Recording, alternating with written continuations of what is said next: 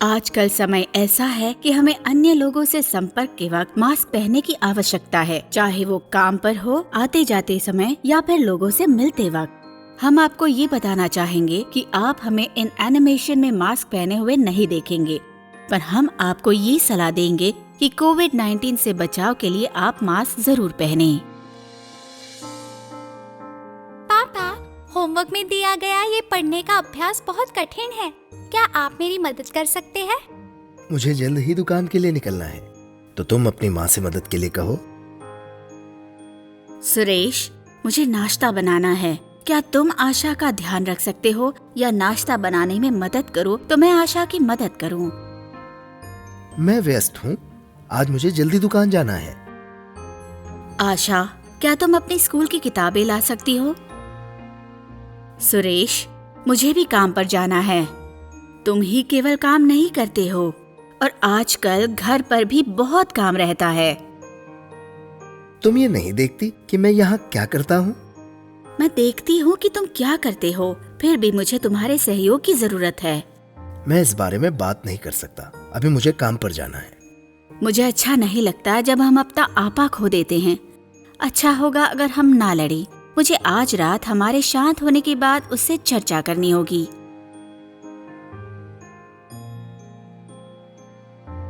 तुम्हारा दिन कैसा था? क्या तुम सुन रहे हो? माफ करना, मैं काम के बारे में सोचकर परेशान था। तुम क्या कह रही हो? सुरेश, मैं आज सुबह जो हमारे बीच बहस हुई उस पर चर्चा करना चाहती हूँ। बिल्कुल, बात करते हैं। मैं आजकल बहुत सारी चुनौतियों का सामना कर रही हूँ। हम साथी हैं, मुझे तुम्हारी मदद की जरूरत है। लेकिन तुमने हमेशा नाश्ता बनाया है और घर के ज्यादातर कामों का ध्यान रखा है। हाँ, लेकिन मैं आजकल थका हुआ महसूस करती हूँ और ये अच्छा होगा अगर हम घर के काम बांट लें। क्या तुम आशा को होमवर्क करने और तैयार होने में मदद कर सकते हो तो मैं नाश्ता बना पाऊंगी। इस तरह हम सुनिश्चित कर सकते हैं कि चीजें आराम से हो और हम दोनों समय पर काम पर पहुँच पाएं। इसका मतलब है मुझे रेडियो पर समाचार सुनना छोड़ना पड़ेगा। मुझे नहीं लगता मेरे पास सुबह समय होगा। हो सकता है अगर तुम सुबह में मेरे साथ 30 मिनट जल्दी उठो, हम कर सकते हैं। तुम्हें क्या लगता है? ठीक है, ये अच्छा सुझाव है। इस तरह मैं घर का कुछ काम कर सकता हूँ और फिर भी रेडियो सुन सकता हूँ। मुझे लगता है मैं ये कर पाऊंगा। सुनकर खुशी हुई। तो फिर ये पक्का है, मैं नाश्ता बनाऊंगी और तुम आशा को तैयार करने में मेरी मदद करोगे। हाँ, चलो ऐसा करते हैं। सुबह और शाम में काफी अंतर होता है ना? ये सिर्फ दिन का समय नहीं है।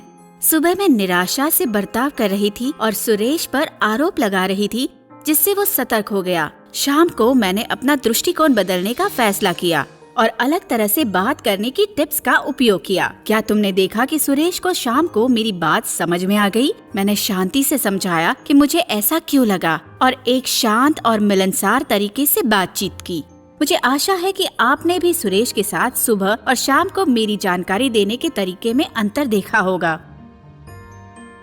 हमने जो सीखा उसका सार ये है: ध्यान से बातें सुने, दृढ़, सही और बिना इल्जाम लगाए स्वर में बोले, दोष लगाए बिना अपनी भावना को अपने दृष्टिकोण से समझाएं, अपनी गलतियों की जवाबदेही लें, आँखों से संपर्क बनाए रखें, सकारात्मक रहें, सही शारीरिक भाषा का प्रयोग करें, प्रतिक्रिया देते समय और समाधान प्रस्तुत करते समय स्पष्ट और संक्षेप में बताएं ताकि हर कोई समाधान को समझ सके। ऐसा समय निकालें जब आपको चर्चा करनी है ताकि इस बात का ख्याल रखें कि व्यक्ति जल्दी में तो नहीं है या उसके पास समय, ऊर्जा है और वो आपसे बात करने के लिए शांत स्थिति में है।